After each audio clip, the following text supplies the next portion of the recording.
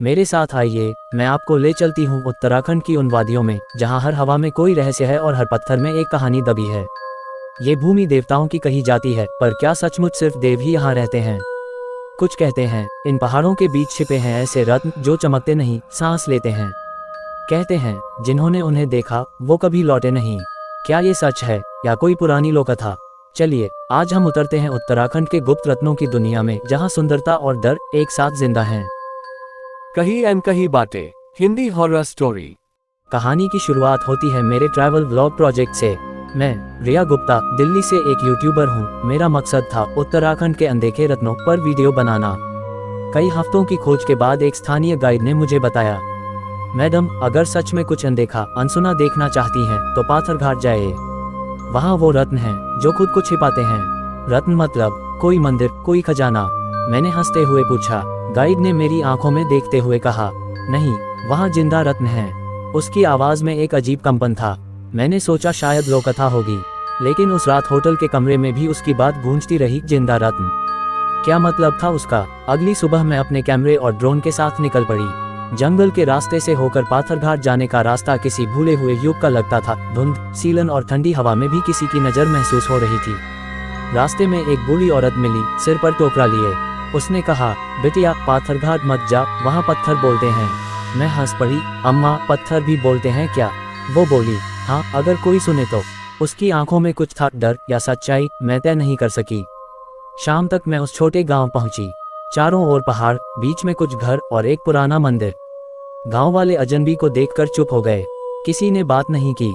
सिर्फ एक बच्ची धीरे से आई और बोली, आपको रत्न देखने आए हैं ना? मैंने हैरानी से पूछा, तुम्हें कैसे पता?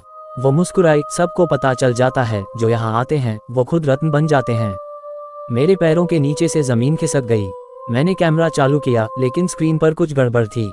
हर शॉट में किसी की परछाई दिखती थी जो वहां थी ही नहीं। गांव के पीछे एक झील थी, नीली, शांत और डरावनी रूप से स्थिर। गाइड ने कहा, यही वो जगह है जहां रत्न जन्म लेते हैं। मैं झील के किनारे पहुंची, कैमरा लगाया और रिकॉर्ड बटन दबाया। अचानक झील की लहरें अपने आप उठीं। कानों में किसी के फुसफुसाने की आवाज आई, मत छू, हम अब भी जिंदा हैं। मैंने डरकर पीछे कदम लिया, लेकिन तभी मेरी नज़र झील के किनारे पड़े पत्थरों पर पड़ी। वो पत्थर इंसानी चेहरों जैसे लग रहे थे। कुछ मुस्कुरा रहे थे, कुछ आंखें बंद किए हुए जैसे किसी दर्द में हों। गांव में रात जल्दी उतरती थी। जब सूरज पहाड़ों के पीछे गया, पूरा माहौल ठंडा और भयानक हो गया। मंदिर से घंटियों की आवाज आई, पर कोई दिख नहीं रहा था। मैंने देखा, झील के पास कुछ आकृतियां चल रही थीं। धीरे धीरे चांदनी में साफ दिखने लगी, पत्थर जैसे लोग जो चल रहे थे। कौन है वहाँ? मैंने चिल्लाया। आवाज गूंजकर वापस आई, कौन है वहाँ? मैंने देखा, वो सारे पत्थर इंसानी शक्लें लेकर मेरी तरफ बढ़ रहे थे। हर एक के चेहरे पर वही भाव, मदद करो या चले जाओ। अगली सुबह मैं जागी, पर यह कैसे हुआ याद नहीं।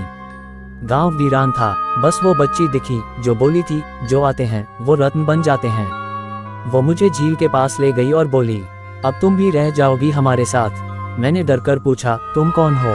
वो मुस्कुराई और धीरे धीरे उसका चेहरा पत्थर में बदलने लगा। मेरे पैरों के नीचे जमीन हिलने लगी, झील का पानी उफान मारने लगा और उसके बीच से सैकड़ों पत्थर के चेहरे उभर आए। हर एक बोल रहा था, हम ही वो गुप्त रत्न हैं जिनके बारे में कोई नहीं जानता। 3 दिन बाद जब रेस्क्यू टीम वहां पहुंची, उन्हें मेरा कैमरा मिला। कैमरे की आखिरी रिकॉर्डिंग में मैं दिखी, झील के पास खड़ी, आंखें खुली हुई और धीरे धीरे मेरा चेहरा भी पत्थर बनता जा रहा था।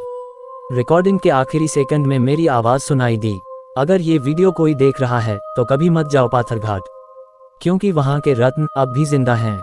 झील के किनारे रात की हवा कांप रही थी। हर झोंका जैसे किसी की सांस लेकर जा रहा था, ठंडी, भारी और मानो किसी की फुसफुसाहट से भरी हुई। मैं वहीं खड़ी थी, कैमरे की बैटरी खत्म हो चुकी थी, लेकिन झील की सतह पर एक हल्की हलचल हो रही थी। कौन हो तुम? मैंने आखिरी बार पूछा, और तभी झील के बीच से उठी एक हल्की चमक, मानो कोई रत्न भीतर से जगमगा रहा हो, लाल, हरा, नीला। और अचानक उन रंगों से बने चेहरे मेरी तरफ मुड़े। हम वो हैं जिनकी आत्माएं कभी यहाँ पूजा गई थीं। अब हम पत्थर हैं, पर सोए नहीं।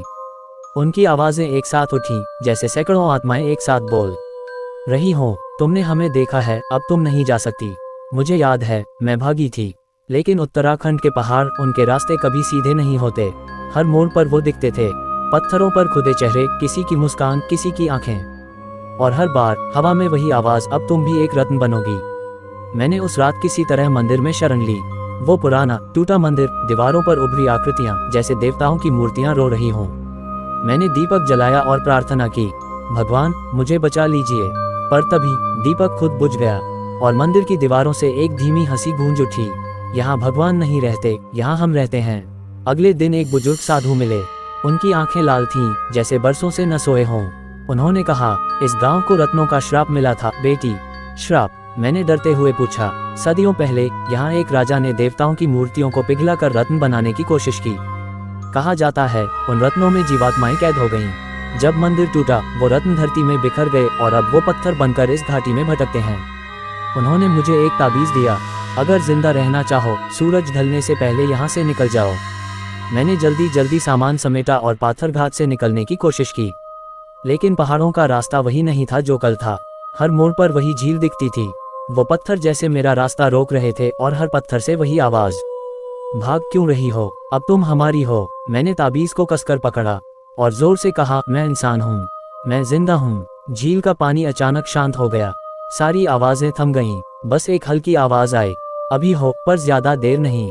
3 दिन बाद मुझे किसी तरह रेस्क्यू टीम ने सड़क के किनारे बेहोश पाया। कपड़े फटे हुए थे, हाथ में वही ताबीज था। जब मुझसे पूछा गया क्या हुआ था, मैंने कुछ नहीं कहा, बस इतना महसूस किया, मेरी हथेली पर जो ताबीज था उसकी चमक गायब हो चुकी थी और जहां मैंने उसे रखा वहां पत्थर पर एक हल्की छवि उभर आई थी, मेरे चेहरे की। कुछ हफ्तों बाद जब मेरा कैमरा रिकवर किया गया उसमें दर्ज थी कुछ रिकॉर्डिंग्स जो मैंने की ही नहीं थी। एक वीडियो में मैं झील के पास खड़ी हूँ पर मेरी आंखें बंद हैं और पीछे वही बच्ची फुसफुसा रही है, रिया दीदी अब हमारे साथ हैं। हर फ्रेम के पीछे कोई अदृश्य आवाज। उत्तराखंड के गुप्त रत्न अब एक और मिल गया। कुछ महीनों बाद उत्तराखंड के जंगलों में भटकते हुए एक ट्रैकर को एक पुराना बैग मिला। उसके अंदर एक कैमरा नहीं बल्कि एक डायरी थी। उस पर लिखा था, Riya Gupta, hidden gems project. Diary के पन्ने भीगे हुए थे लेकिन कुछ शब्द साफ पढ़े जा सकते थे। अगर कोई इसे पढ़ रहा है तो जान लो पाथरघाट में रत्न नहीं, आत्माएं दबी हैं। हर पन्ने में उसकी लिखावट कांपती हुई थी। ग्रेटर देन, रात को जब हवा चलती है दीवारें सांस लेती हैं।